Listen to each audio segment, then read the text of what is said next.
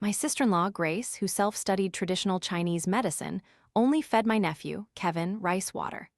I objected strongly, detailing every potential consequence, and insisted that Kevin be fed according to the doctor's instructions. Everyone in the family sided with me, saying that since I was a university student, my words were undeniably correct, urging Grace to listen. Reluctantly, she stopped feeding Kevin rice water. But from then on, any issue involving my nephew was dumped onto me. They'd say, "You're a university student, everything you say is right." Not only that, they forced me to bear all of Kevin's educational expenses. Later in life, I had chosen a double income, no kids lifestyle, but when my husband was diagnosed with Parkinson's, I considered having a child to collect umbilical cord blood for his treatment. Yet that very nephew, upon learning of my pregnancy, pushed me down the stairs. My entire family stood by, watching me lie in a pool of blood. When my husband came looking for me, they locked him up. Then, they seized all of our assets. When I opened my eyes again, I was back on the day my sister-in-law was feeding my nephew rice water. This time, I shook my head. "We don't study things like this in university. I wouldn't know." Grace had been feeding the child rice water. Isn't Grace self-studying traditional Chinese medicine? I'm sure she has her reasons for doing this. You feeding the child rice water like this isn't enough nutrition. What do you know? Grace scoffed triumphantly. I've been self-studying traditional Chinese medicine. Feeding him like this will ensure he walks and talks by 1 year old, plays basketball by 2, and recites the 3-character classic by 3. His future? Getting into Tsinghua or Peking University will be no problem. Serena, you're a university student, tell us, is what your sister-in-law is doing right? Hearing my name, I froze, looking around the room. Grace was still feeding Kevin rice water, constantly praising him for finishing more than half a bowl. A relative, seeing something was wrong, spoke up to object, while my parents and brother, Daniel, all waited for me to intervene. I had indeed been reborn, transported back 22 years to my nephew's full-month celebration. This time, I had a fresh perspective. Only when I saw the angry but silent faces of my parents and brother did I realize they were expecting me to stand up and stop Grace. I shook my head. "We don't study this in university, I wouldn't know." Noticing Grace's mocking expression, I added, "Isn't my sister-in-law self-studying traditional Chinese medicine? I'm sure she has her reasons for doing this." My parents and brother frowned, clearly displeased with my answer. Grace, however, looked utterly disdainful. "I told you university students these days are useless. Only some people treat them like precious treasures." I quickly said, "Ah, right. Grace, who always considered herself unique, glared and pouted. "They don't read many books, but they're quick to pick up on stupid internet jokes." I left them with, "I'm so tired from the trip home, I'm going to sleep now," and quickly retreated to my room. Leaning against the door, my heart pounded. I confirmed once more that I had indeed been reborn. In my past life, I had also come home for winter break right during my nephew's full-month celebration. Faced with the same question, this is how I had responded in my previous life. "Grace, feeding little Kevin only rice water won't provide enough nutrition, and it could also put a heavy burden on his kidneys." The moment I finished speaking, my parents sighed in relief and quickly said, Yes, Serena is a university student. What she says is definitely right. She's the most educated one in this whole family." Grace, who had been smug moments before, instantly darkened. She shoved my nephew into my arms. "If you're so smart, then you take care of the child." With that, she slammed the door and left. My parents exchanged bewildered glances. My brother, Daniel, sighed and rushed out to follow her. It was then that I realized they had never agreed with Grace feeding Kevin rice water or administering her self-researched traditional Chinese medicine when he fell ill, but they never dared to speak up. The slightest objection would send Grace into tears, clutching her child and accusing them of looking down on her, or, like today, thrusting the baby into their arms, uncaring if he cried until his throat was hoarse. She'd declare, "If you don't like how I care for the child, then don't let me care for him anymore." In the end, they always had to give Grace money and apologize repeatedly to resolve the matter. So from then on, whenever my nephew had any issue, Grace would dump all responsibility on me, using the excuse, "You're a university student, you know so much, surely you have a solution." Back then, I simply thought Kevin was too young to be truly abandoned, so I agreed to everything. Even when I was far away at university, whenever they had a problem, I tried my best to find a solution. But this university student title wasn't always useful. If I solved their problems, I was useful. If not, then this university student is useless. For example, when Kevin choked on something, the whole family panicked like ants on a hot pan, not knowing what to do. I used the Heimlich maneuver I'd learned, extracting the foreign object from his throat. Their eyes then looked at me with both admiration and pride. Kevin's vaccination record went missing, and they didn't take it seriously. Only I, relying on their vague memories, spent 2 hours searching through old boxes to find it. The nurse scolded them mercilessly, saying that a lost vaccination record would cause huge problems for his future schooling. It was then that Grace, terrified, whispered her thanks. After all, she always believed her son was destined for Tsinghua and Peking universities. Not being able to attend school was unacceptable. When my mother had surgery, fearing the doctor wouldn't be careful, she insisted on giving the doctor an envelope of money in front of many people, embarrassing the doctor. It was I who told her to present the doctor with a commendation banner after the surgery, and only then did she relent. The surgery was successful, and my mother firmly believed it was all thanks to my careful arrangements. Yet, whenever they felt I was useless, they'd accuse me of not helping them properly. When there was a wedding in the village, my mother volunteered me to be the gift money recorder. However, many dialects and standard Mandarin aren't the same, so sometimes I had to ask for names multiple times before writing them down. Those people would then say, "This is a university student, must be fake."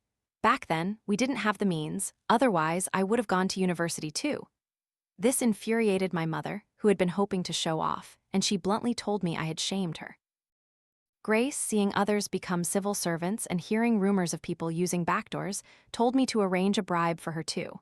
When I couldn't, she sneered at me.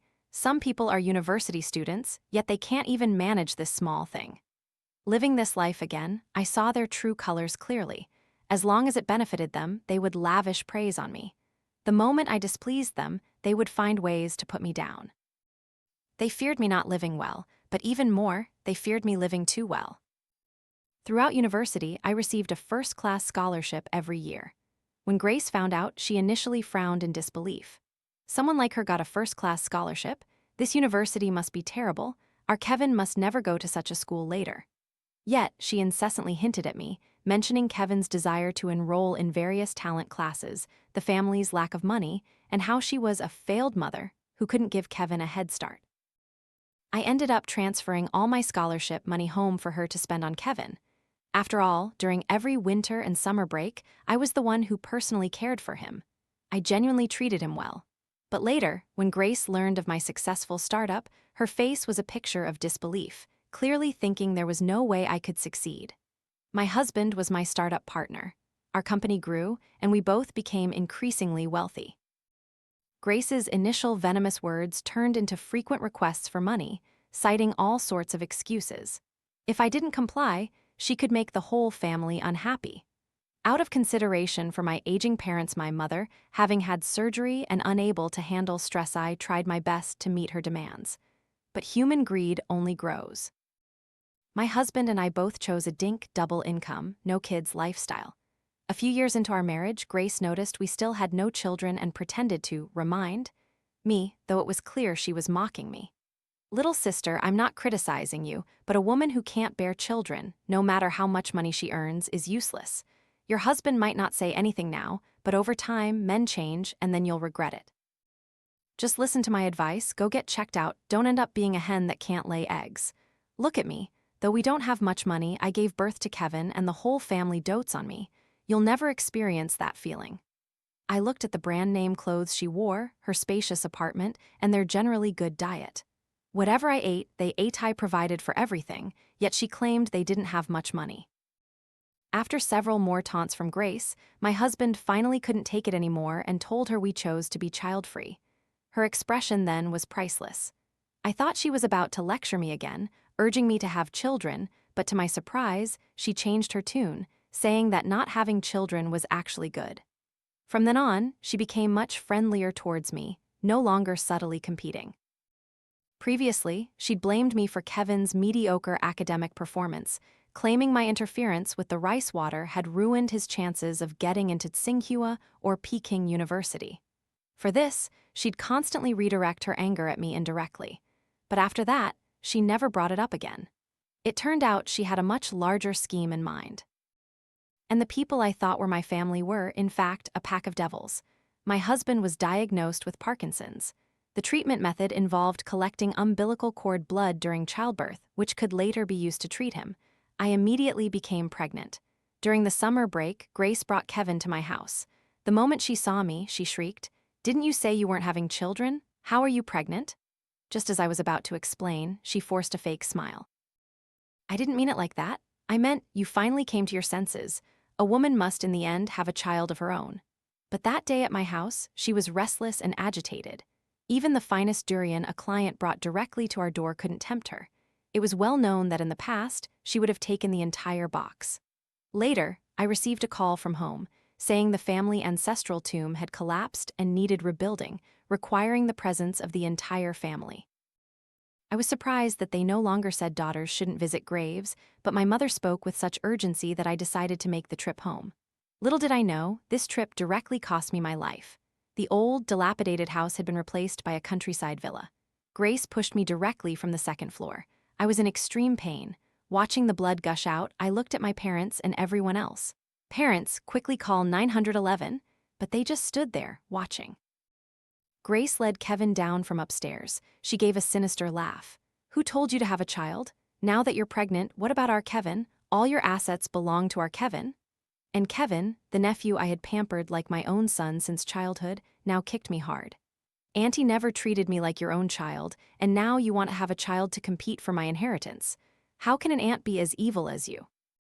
My parents and brother stood by, watching coldly, even sighing. If you hadn't gotten pregnant with this child, none of this would have happened. They just watched me die from excessive blood loss. After I died, they tricked my husband into coming home and locked him up. The whole family seized all of our assets. Living this life again, I finally understood why Grace had been so utterly shameless. It was because from the very beginning my parents had been on their side. This time I would drag every single one of them to hell. Just then, cries erupted from the living room. "Kevin is choking. Serena, do you have a solution?"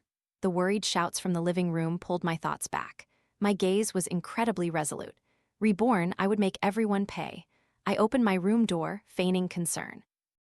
"Oh my God, what happened to Kevin? My heart aches just looking at him. Unfortunately, I don't have any solutions." "Parents, why haven't you called 911 yet?" My parents were about to call, but Grace immediately stopped them. "Don't call 911, who knows how long it'll take for them to get here." She then looked at me with immense disgust, grumbling, "A university student, yet she knows nothing." The next second, something astonishing happened. Grace went into the kitchen, grabbed a steamed bun, crumbled it into water, and then fed it to Kevin, just like she used to feed him rice water. Kevin was barely 100 days old. How could he endure such torture from her? After that, my parents and brother couldn't sit still any longer, no longer tolerating Grace's antics. They now knew to call 911, knew to find a solution. Whatever they wanted to grab or do, I was actively helping by their side. I seemed busy all the time, but in reality, I did nothing. I smirked internally. It turned out they could think for themselves, unlike in my previous life. In the past, they'd always push me out as a shield, provoking Grace. Finally, the whole family took Kevin to the hospital. Meanwhile, I seized the opportunity when no one was around, rushed into my parents' room, and took my household registration book. I hadn't even left the house when I heard the news. Kevin had stopped breathing. He had died before reaching the hospital. I hadn't expected him to die so quickly. My rebirth was immediately followed by a joyful event. Remembering his small, purple face before he died, I guess he did suffer a bit. And how did I feel about this? I simply watched with a smile. In my past life, that ungrateful child was almost always by my side outside of school hours. At other times, I did everything for him myself. He lacked no extra classes, no good tutors. I poured hundreds of thousands into him, yet it was all for naught. And in the end, he pushed me down the stairs. His face as he accused me of having a child was truly repulsive. His death today felt truly satisfying. As I boarded the bus back to university, my parents' call came in. The moment I answered, a torrent of curses erupted. "Where the hell are you?" From today, you're not going to university anymore. You're a university student, yet you couldn't even save your nephew's life. The moment you came home, my grandson had an accident. You definitely cursed him to death. Why wasn't it you who died, but my precious grandson? Today, I'm going to break your leg to make you pay for my grandson's life. If I hadn't lived my past life and known that their familial affection for me was built solely on my usefulness, I might have trembled with rage at their words. I doubted they'd even make it to the hospital without the doctors asking about their efforts. I immediately burst into sobbing tears. What? My nephew is gone? As his aunt, my heart is broken. I know you both must be in immense pain right now, but you must suppress your grief. Please tell my brother and Grace to take care of themselves. They're still young, they can definitely have another child. I thought Kevin would be fine. My school even offered me a part-time job for winter break. I was planning to earn some money and give him a big red envelope for Lunar New Year. Don't worry, Mom and Dad, the money I earn will definitely be used to burn Joss paper for Kevin. And when I graduate and earn money, I'll save it for my future nephew. Silence on the other end. After a long pause, my parents finally said, "Your intentions are enough." The shadow of losing Kevin didn't last long in their house. My brother and Grace immediately began trying for another baby. As for my winter break earnings, of course, I wouldn't give them a cent. When they asked, I claimed to have encountered a ruthless boss. I even asked the family for money to go home for Lunar New Year, but they refused. They said the journey was long, I'd surely be tired, so I shouldn't bother coming back. This suited me perfectly. Until I achieved complete financial freedom, naturally I could distance myself from them. The further, the better. As for the rest of them, I would slowly exact my revenge. 2 years after Kevin's death, my brother and Grace had another son, learning their lesson from Kevin. They wanted their second child to live a bit longer. This time, they named him Victor, and naturally, he was also raised by Grace's self-taught traditional Chinese medicine methods. On her social media, she constantly boasted about how much rice water Victor could drink at a time. She claimed that raising him her way would undoubtedly make him a future talent for Tsinghua and Peking universities. In this life, without me coming home for winter or summer breaks to mediate, they flat out stopped sending me living expenses. They even shamelessly asked me for my part-time job earnings or scholarship money.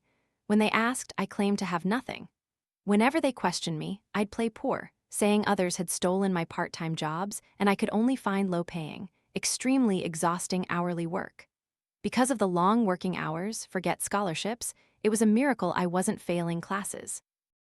At this point, they simply told me to find the reason myself. Why could others get high-paying part-time jobs while I couldn't? Look at that, it was a complete contrast to their attitude towards me in my past life, when I frequently used my scholarship to help the family. In my past life, when I got into university, Grace had always disagreed. She believed that as a daughter, I was meant to marry into another family and didn't need so much education.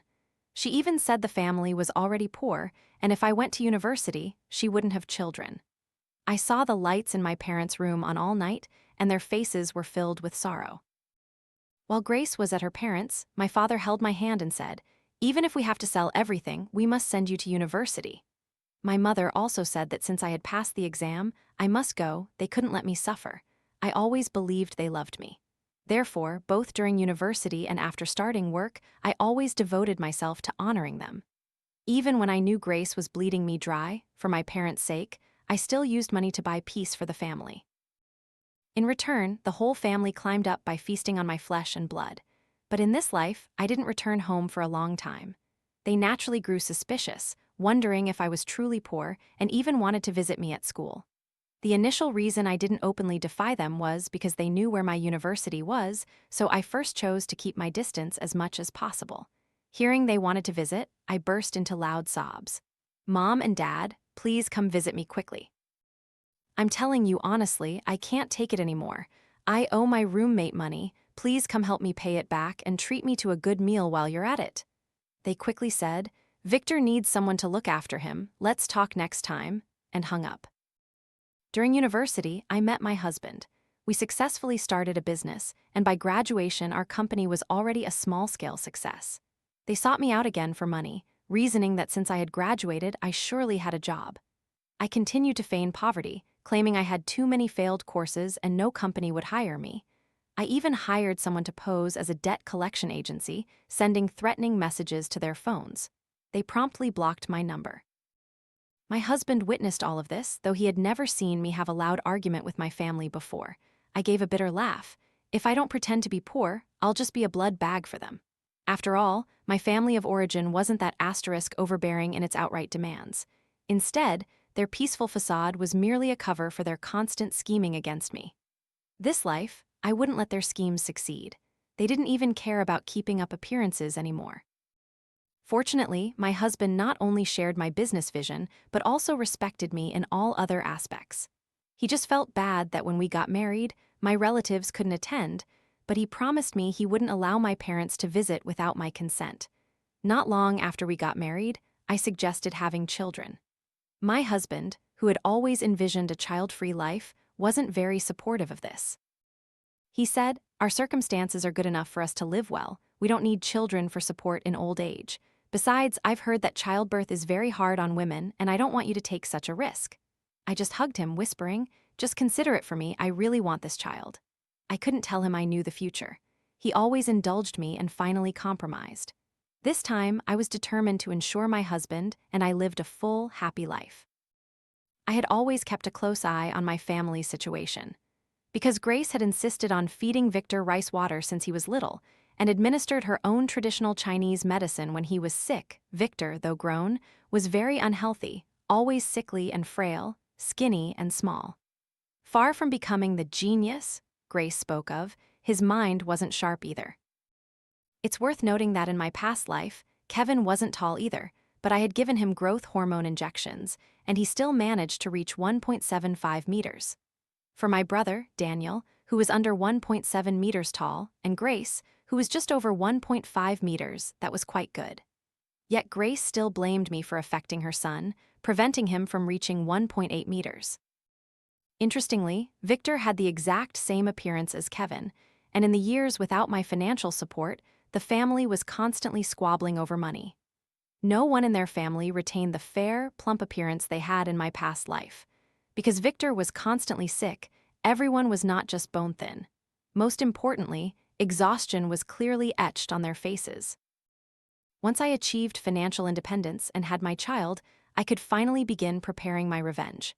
This time, I wanted to watch them tear each other apart. One day, an uninvited group suddenly appeared in my apartment complex. When building management informed me that my family was looking for me, I couldn't believe it. When I arrived at the complex gate and saw my parents and everyone else, I was still a bit surprised. The moment Grace saw me, she first assessed my attire. Seeing my designer bag and luxury car, her venomous, acrimonious face immediately blazed with resentment. She frowned tightly, saying mockingly, "Aha, Mom and Dad, look. Serena lives in a high-rise, drives a fancy car, buys designer bags, yet she constantly cried poor to us. If a fellow villager hadn't seen her, we wouldn't even know she was living so lavishly."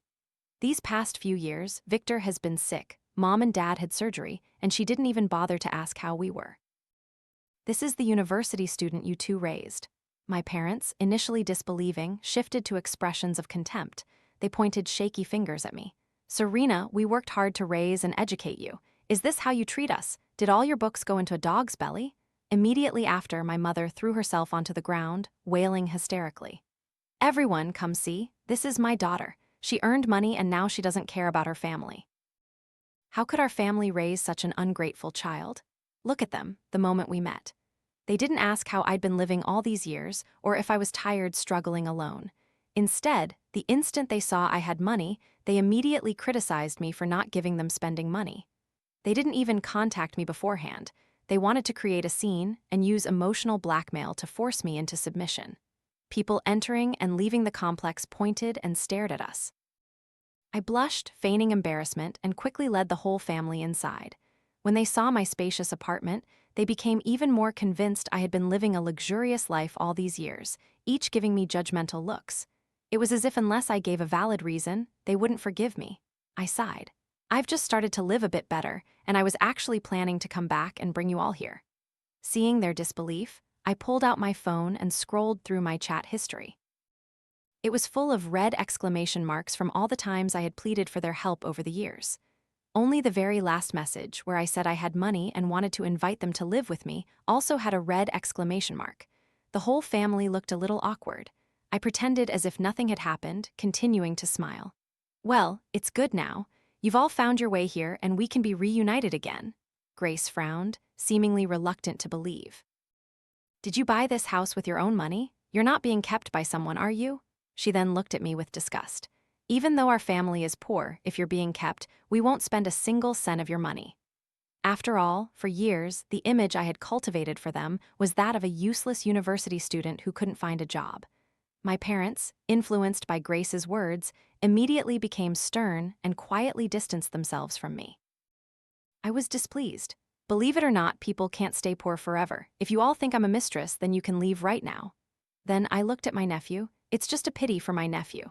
As his aunt, now that I've earned money, I definitely have to buy a house for him. Seeing the face identical to Kevin from my past life, a surge of hatred welled up within me. I wanted to immediately kill my enemy. My parents exchanged glances, then quickly forced friendly smiles. Serena, your sister-in-law didn't mean anything bad. She was just concerned for you. Following this, our family seemed as if no conflict had ever existed. The whole family was happy and harmonious. I treated them to good food and drinks, and even let them stay in that house. At first, when I bought delicious food for them, they happily accepted it all. Later, once they confirmed I was earning a lot of money and that I had my own separate house in addition to the one they were staying in, they began to disapprove of my spending. That day, I carried another pile of delicious food into the house. I could clearly feel their disapproving gazes. My mother cleared her throat. Serena, even if you have money, you can't spend it so extravagantly. Your brother and sister-in-law, they're raising Victor, and they still don't have a house. You said you wanted to buy a house for your nephew before. I scoffed inwardly. They couldn't even sit still for a few days asterisk. Yet a smile bloomed on my face. Mom, of course I know. Haven't I brought the transfer deed here? Victor is my nephew. As his aunt, I naturally have to think of him. As soon as I said this, smiles returned to their faces. Grace snorted coldly, snatching the deed. It should have been like this a long time ago. They meticulously examined the contract, fearing I was tricking them. Of course, with their level of understanding, they couldn't grasp it. Finally, when my brother Daniel was about to sign, Grace, uneasy, shrieked, "Wait!" She looked at me suspiciously. "Are you really transferring the house to us? Are you that kind?" My face darkened, and I made a move to take back the contract. "If you don't trust me, then you can all leave now." "Trust? Why wouldn't we trust you?" "Grace, don't cause trouble now. Don't I know my own sister?" My brother tightly gripped the contract, pulled out a pen, and swiftly signed his name. In this life, Grace had raised Victor into this ghost-like, inhuman state. The family had long been dissatisfied with her. Daniel was no longer as passive as in the previous life, unable to voice his opinion at home. When outside, I used an excuse to call my brother over. "Brother, are you really content with Victor being your only son for the rest of your life?"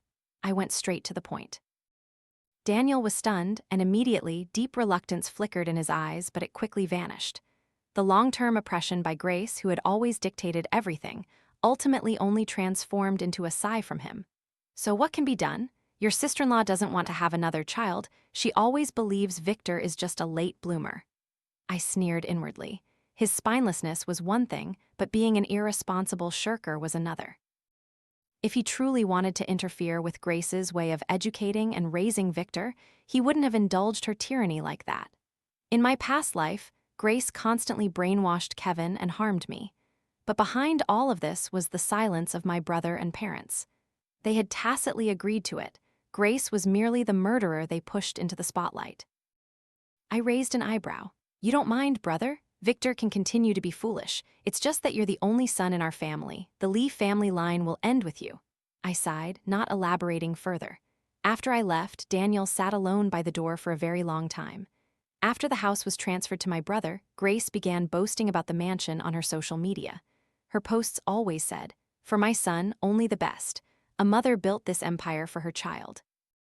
While she was immersed in showing off the things I bought on social media every day, my brother, Daniel, on the other hand, started keeping a mistress. Not only that, under the mistress's instigation, he became addicted to drugs. They were both gamblers. My parents, meanwhile, boasted daily about how huge their house was in the family group chat, completely oblivious that fewer and fewer people were visiting the complex. Some time later, I looked at the money transferred from the casino and couldn't help but sigh. My family was still the same as in my past life. Though they didn't earn much, they were very good at saving. It's worth noting that throughout university, I always cried poor to my family. They cried even poorer than me, refusing to give me a single penny. It was good. This money could be considered payment for that period. I treated them to good food and drinks. Until my brother's debts grew insurmountable, a situation beyond saving. The debt collectors came directly to their house. They went from initial disbelief to later, bitter hatred for Daniel's failure. Finally, the phone, of course, rang for me. Their purpose was easily predictable. The moment I answered, I preempted her. "Mom, I was just about to call you, and you called me. Did you already guess what happened?" Without waiting for my mother to speak, I continued. "Mom, quickly tell brother to sell the house he's living in. I just suffered a huge investment loss and urgently need money to cover it, or I'll lose everything and be ruined. Once this crisis is over, I'll exchange it for an even bigger house for everyone." My voice was filled with feigned anxiety. My mother immediately cursed me out. "You lost your own money, fine, but you want to drag your brother's house into it too? You're a jinx. Our family is cursed because of you." My voice choked a little. "Mom, isn't that how business works? There are wins and losses. Isn't it only because I'm in urgent trouble that I'm turning to you all? Tell brother to hurry, or I'll really go bankrupt." Beep. My mother abruptly hung up. On the surveillance camera, my brother Grace and my father were looking at my mother with hopeful eyes. My mother's face was long and grim. "That wretched Serena, now she wants us to sell the house for her money." The whole family's eyes widened. The next second, my debt collector's call rang on their phones. Only after each of them answered the call did they believe I was truly on the verge of bankruptcy. My mother looked sternly at Daniel. "Son, don't worry, I will definitely save you." She gazed at the large house wistfully, a hint of reluctance in her eyes. When she mentioned my name, she still gritted her teeth. "I'd hoped that wretched Serena would help you pay off your debts, but it seems we can't rely on her now. We'll just have to sell this house."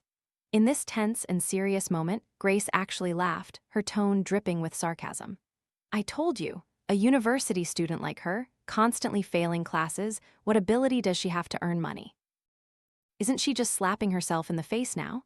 My brother and everyone else had no choice but to promise the debt collectors that they would definitely sell the house to pay them back. As soon as the debt collectors left, Grace began to wail, accusing my brother of not caring for the family. Just as she was crying, my brother's mistress arrived at the house. "You can't sell the house, Daniel. If you sell it, what about me and the baby in my belly? I already had a friend check, it's a boy."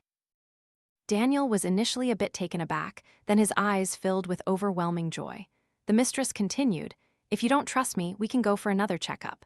But if it's confirmed, then you'll be able to dismantle all of this."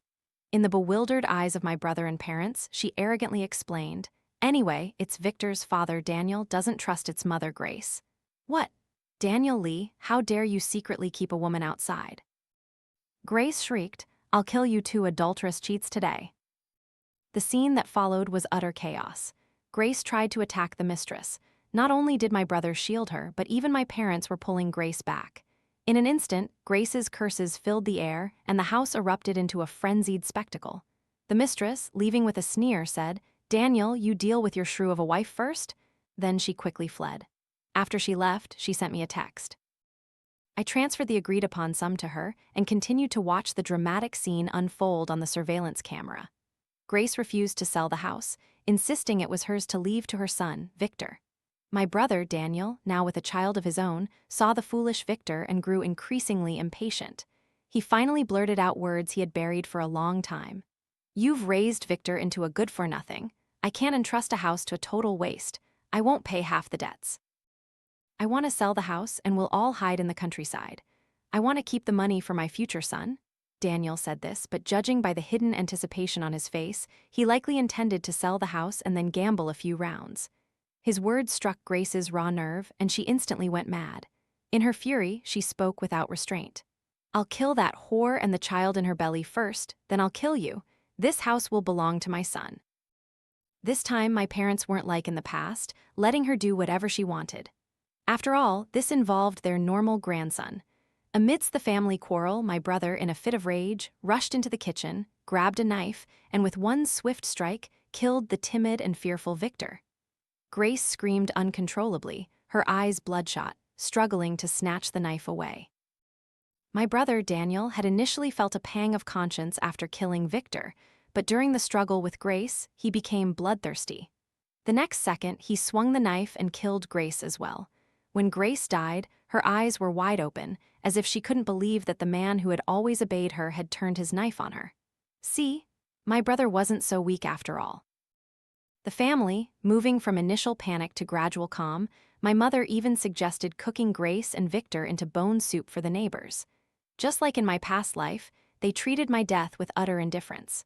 I had called the police the moment my brother struck Victor. The family was just about to push the bodies into the kitchen to dispose of them when the police arrived at their door.